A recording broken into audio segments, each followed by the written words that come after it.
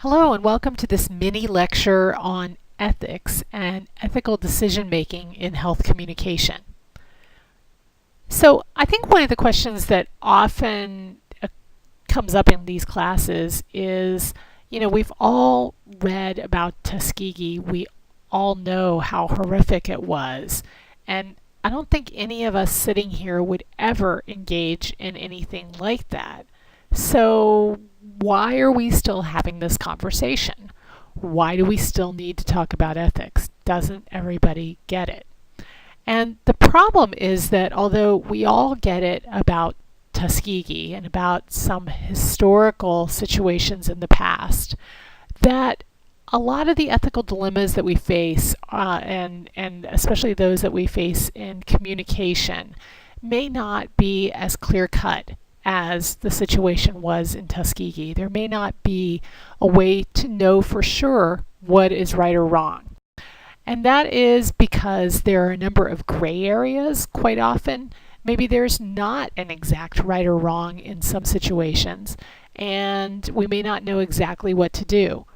Another problem is that we often confront new situations, especially as the growth of technology has happened. There are a number of ethical situations that we may encounter that we've never even thought of before, and we have to have tools for making those decisions and coming to good decisions about those situations. And the third thing is that something that never changes is that people have different ethical orientations, and so even though people may have good intentions, I'm not talking about ethical people versus unethical people. I'm talking here about people with different concepts of what ethics is and what is right and wrong.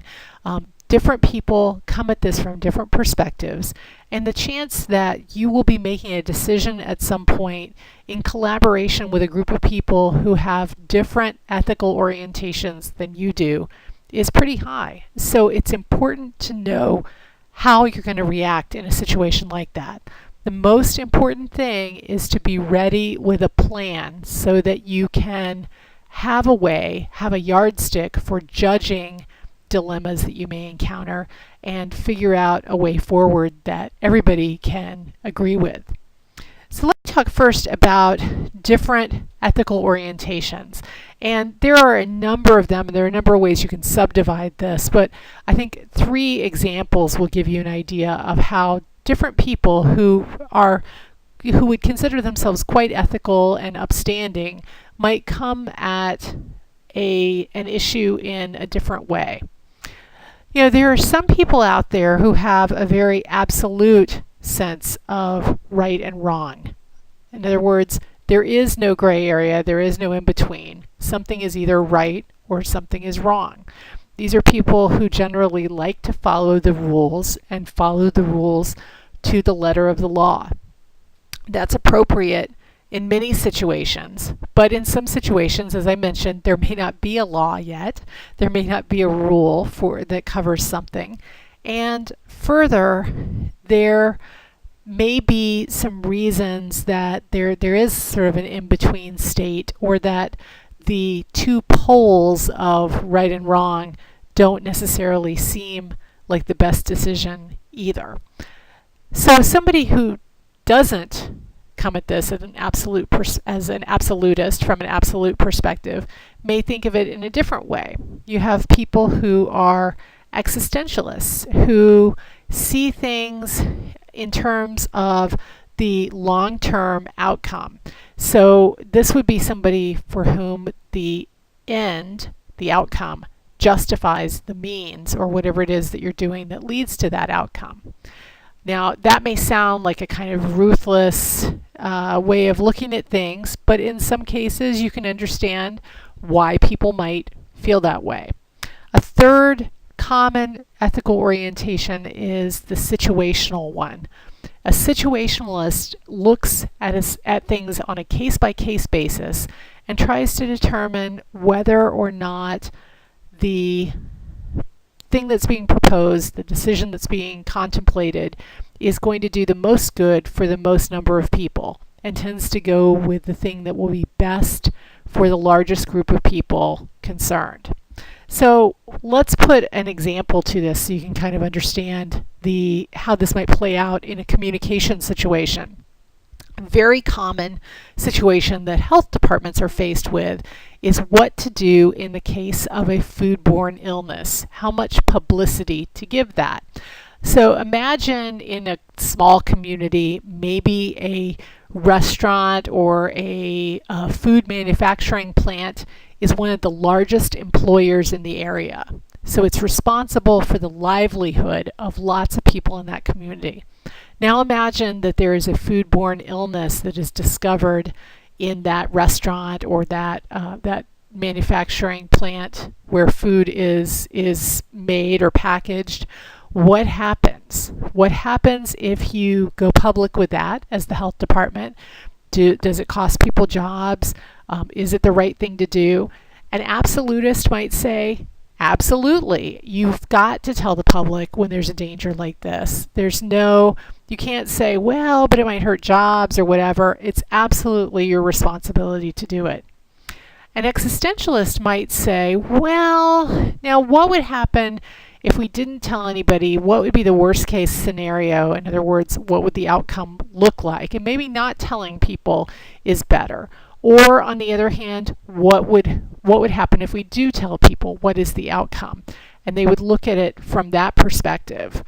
On the other hand, a situationalist might say, how many people are going to be threatened if we do go public with it? How many people are going to be threatened if we don't? And they might determine from that point of view what they think the best decision is. This is a tricky situation that health departments encounter all the time. Sometimes they publicize an outbreak. Sometimes they keep it quiet. And a lot of the behind-the-scenes decision-making is based around ethics.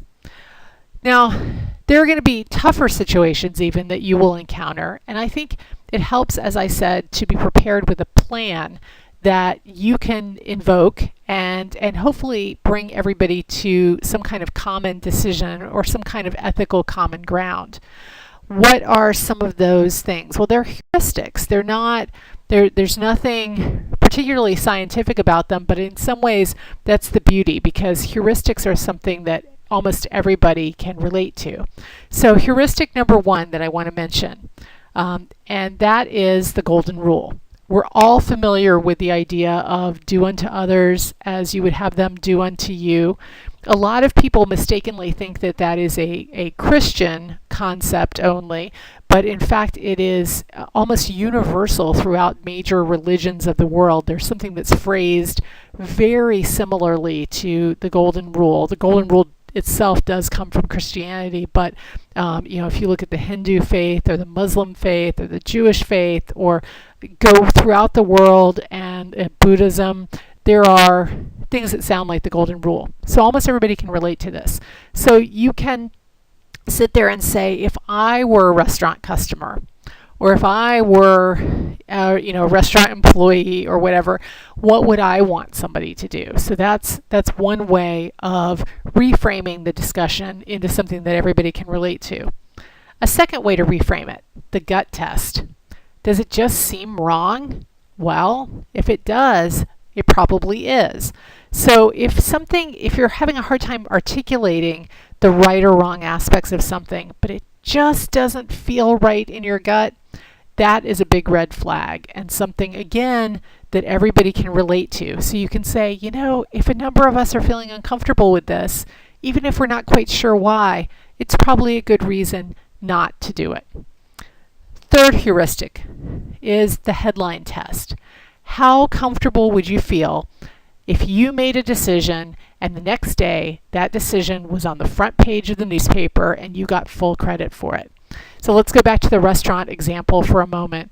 What if the headline on the front page was, Health Department decides not to inform public of foodborne illness in popular large restaurant, or large popular restaurant? How would you feel about that? How would you feel if you were credited with making that decision? What would the repercussions be? In other words, this is a good way of thinking about things so that you're getting stuff out into the open. You're not being secretive, because it's easy to make bad decisions in secret. It is much tougher to make bad decisions and go public with them. And finally, a fourth heuristic that you can use is the mom test. Think about how you would feel if your mom was the restaurant customer, if your mom was buying the food. Would you feel comfortable with her doing that? Think about somebody that you love. So this gets it away from you, but thinking of somebody that we all care about. Everybody has a mom or an aunt or a grandmother or a grandfather or a dad, some loved one that they care for, that they can put in that position. And again, if you can reframe the discussion around this, it's a good litmus test for whether what you're deciding to do is the right thing or the wrong thing. And at the very least, what this can do is give you pause and encourage you to think a little more carefully, to perhaps postpone a decision, or to bring in outside help or outside consultants who can, and when I say that, I don't mean like necessarily a consulting company, but somebody from the outside who can give you an external and perhaps more objective point of view. So those are a few rules you can use. We'll be talking in class about several dilemmas that are not all that unusual that you may confront as a health communicator, and see how you can apply both the 3 different value orientations and some of these heuristics to making the right decision.